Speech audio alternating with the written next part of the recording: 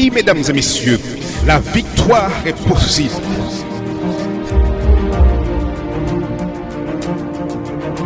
Ne perdez pas espoir.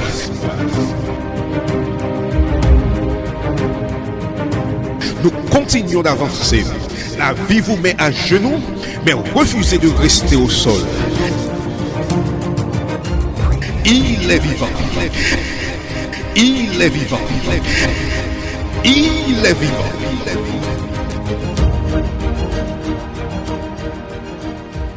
Mesdames et messieurs, RJV vous présente votre conférence biblique Voici ton Dieu.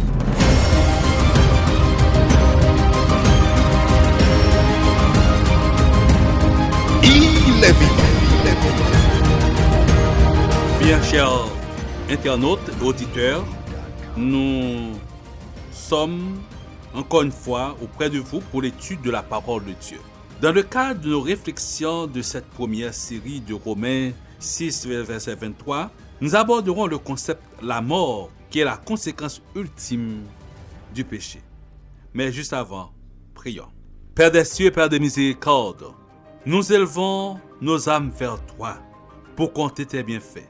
Nous aimons d'un amour infini et tu mets à notre disposition ta parole afin, au temps de Père Céleste, de nous nourrir et de nous fortifier et nous ouvrir les yeux et de nous donner une vie meilleure. Parle à notre cœur alors que tu as à nous présenter, nous instruire sur un sujet particulier. T'avons prié ainsi au nom de Jésus. Amen.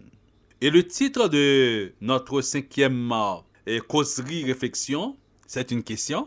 Y a-t-il l'espérance après la mort? Wow. Y a-t-il l'espérance après la mort? Dans Romains 6, le verset 23, comme nous l'avions annoncé, il est dit que le salaire du péché, c'est la mort. Nous avons déjà vu ce qu'était le péché, le virus le plus mortel que, n'est-ce pas, que l'humanité a connu. Et donc, nous abordons la mort. Posons-nous cette question.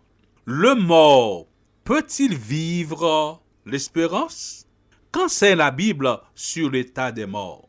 Le salaire du péché, c'est la mort. L'apôtre Paul rappelle la sentence du pécheur ou l'homme dans ce verset après sa désobéissance. Peut-être demandez-vous ce qu'il entend par mort. La mort, c'est la cessation de vivre. Elle est le contraire ou l'opposé à la vie. Il peut s'agir dans ce verset deux types de mort. Réfléchissons un peu plus avec un auteur, un écrivain Tyson et aussi Knight, qui commente l'état des morts avec eux. Mais tout d'abord, allons dans le livre de l'Apocalypse. Dans le livre de l'Apocalypse, nous lisons qu'il existe une seconde mort. Selon Apocalypse 2, verset 11, 20, 6, 14 et Apocalypse 21, le verset 8. Cette expression nous fait penser qu'il y a donc une première mort. Dans Matthieu 10, le verset 28, Jésus explique la différence essentielle entre les deux. Ne craignez pas ceux qui tuent le corps et qui ne peuvent tuer l'âme. Craignez plutôt celui qui peut faire disparaître et l'âme et le corps dans la géhenne. La première mort est tout simplement la mort physique, la mort du corps. C'est la mort qui atteint tout le monde, qui atteint tout le monde. Tous les êtres humains en connaissent. Il est dit, car tous, du chrétien le plus fervent au pécheur le plus endurci, mourront un jour, déclare Tyson. En tant que croyants, nous savons que la première mort place l'être humain dans un état inconscient, ce que dit la Bible, semblable au sommeil, dit Jésus. C'est-à-dire, quand une personne meurt de la première mort, elle ne va pas immédiatement au paradis, en purgatoire ou en enfer. Non. Dans Job, chapitre 7, versets 9 et 10, le patriarche, de dire, comme la nuée se dissipe et s'en va, celui qui descend au séjour des morts ne remontera pas. Il ne reviendra plus dans sa maison et le lieu qu'il habitait ne le connaîtra plus. Mais pourquoi aujourd'hui? Il y a beaucoup de gens il y a des millions de gens qui croient que quand quelqu'un meurt, qu'il peut revenir à la maison ou ailleurs. La Bible déclare un peu plus loin dans Ecclésiaste chapitre 9 verset 5, il dit que les vivants en effet savent qu'ils mourront, mais les morts ne savent rien. Leur souffle s'en va, ils rentrent dans la terre et ce même jour, leurs desseins périssent. Et au psaume 115 verset 17, le psalmiste déclare, ce ne sont pas les morts qui célèbrent l'Éternel, ce n'est aucun de ceux qui descendent dans le lieu du silence, dans la poussière. Mais nous les vivants, qui bénirons l'Éternel dès maintenant et à jamais et jusqu'à la fin. Donc, chers auditeurs, chers internautes, lorsque le mort est mis en terre, aucun rituel ne peut changer son état. Il est dans un état d'inconscience. C'est pourquoi il est dit dans votre vivant, tandis que vous êtes vivant. Le sage Salomon de dire dans Ecclésiaste 9 verset 10, tout ce que ta main trouve à faire avec ta force, fais-le, car il n'y a ni œuvre, ni pensée, ni science, ni sagesse dans le séjour des morts où tu vas. Cependant, ce n'est pas encore la fin de l'histoire. En effet, quand une personne meurt de la première mort, cela ne signifie pas que c'est la fin, que tout est fini. Et parce que la Bible dit, ceux qui sont morts de la première mort ressusciteront, qu'ils soient sauvés ou perdus. Jésus l'explique clairement. Écoutez bien. Dans Jean chapitre 5, versets 28 et 29, où il est dit, ne vous étonnez pas, car l'heure vient où tous ceux qui sont dans les tombeaux entendront sa voix et en sortiront. Ceux qui auront fait le bien pour une résurrection de vie, et ceux qui auront fait pratiquer le mal pour une résurrection de jugement ou bien la mort éternelle. Ainsi, les gens meurent de la première mort, puis ils sont ressuscités, mais il y a une raison à cela.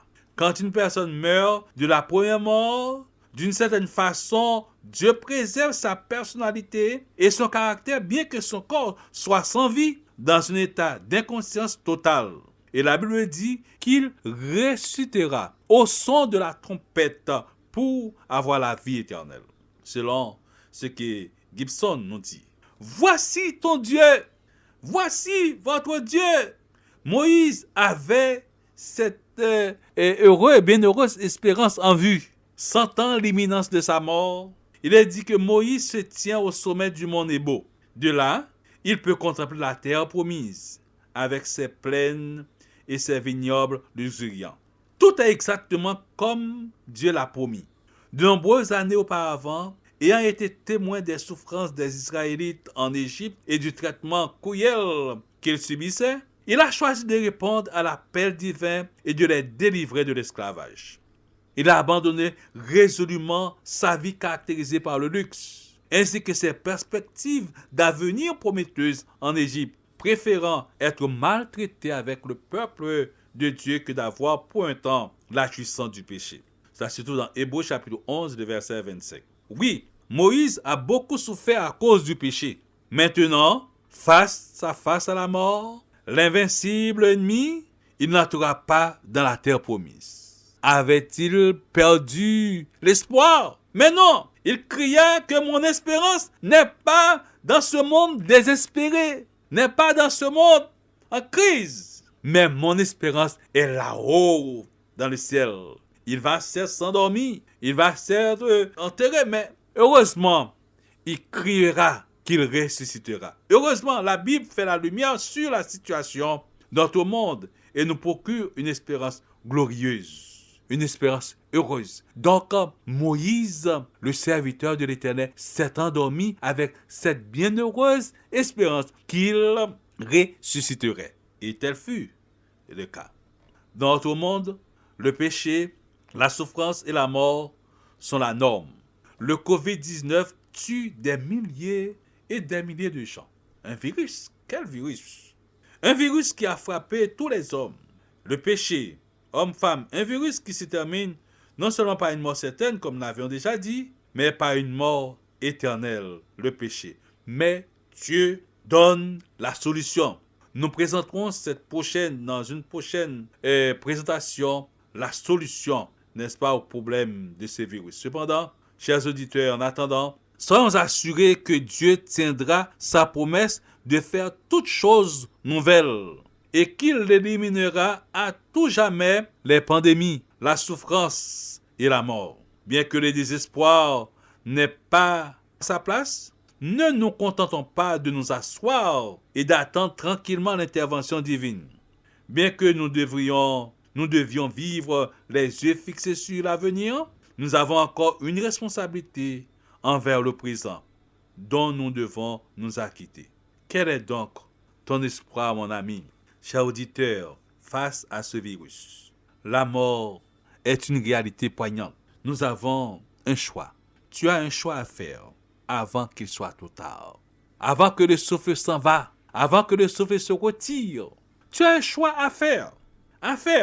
À ne pas placer ton espérance dans les choses ici-bas, dans les choses terrestres, mais à placer ton espérance dans les choses dans le ciel, là-haut dans le ciel. Chers auditeurs, la mort reste le rendez-vous secret pour tous les vivants. Personne ne sait exactement le jour et l'heure de sa mort. C'est l'une des raisons pour lesquelles Dieu nous appelle à le suivre et être sauvés aujourd'hui. Demain n'appartient à personne. Si vous prenez une décision, c'est aujourd'hui. La chose la plus terrible qui puisse arriver à quelqu'un, c'est de mourir sans être prêt à rencontrer Jésus. Jésus revient bientôt. Voici ton Dieu. C'est maintenant l'heure de prendre la décision d'accepter Jésus comme son sauveur personnel et décider de vous conformer à sa volonté. Ne renvoyez pas à plus tard. C'est maintenant le jour du salut. Nous dit l'apôtre Paul, Jésus est notre unique espérance. Dans Apocalypse 1, verset 18, Jésus déclare fermement qu'il y a de l'espérance, qu'il y a de l'espoir en lui, après la mort. Car il dit clairement, fermement, je suis le premier et le dernier et le vivant. J'étais mort et voici, je suis vivant au siècle des siècles. Je tiens les clés de la mort et du séjour des morts. Voulez-vous choisir l'espérance qui ne se flétrit jamais, mon ami? Les bras de Christ sont ouverts. Jésus vous offre cet espoir qui se trouve en lui. Il est notre unique espoir. Voulez-vous l'accepter? Prions. Que l'Éternel soit exalté pour cette promesse merveilleuse qu'il nous donne d'éliminer la mort dans son agenda bientôt. Il a déjà éliminé, mais tu veux, autant de personnes que nous approprions et vivions cette promesse. Aide-nous, Seigneur, à ne pas placer nos réflexions, notre intérêt, notre vie dans les choses passagères, mais à les placer des choses en haut, à nous confier totalement en lui et en lui seul. Qui nous aide à nous confier sur cette espérance, cette promesse dès maintenant, au nom de Jésus. Amen.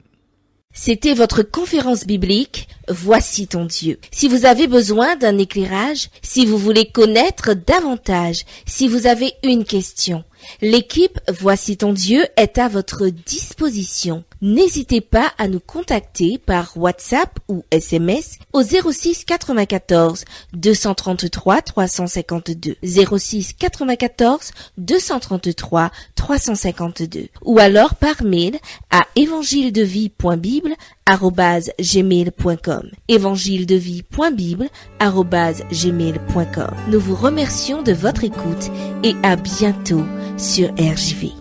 Tout est noir autour de toi, tu cherches ton chemin, le cœur brisé, déchiré et découragé. Je sais ce n'est pas facile, je comprends ce que tu vis. Tu te crois abandonné à combattre une armée.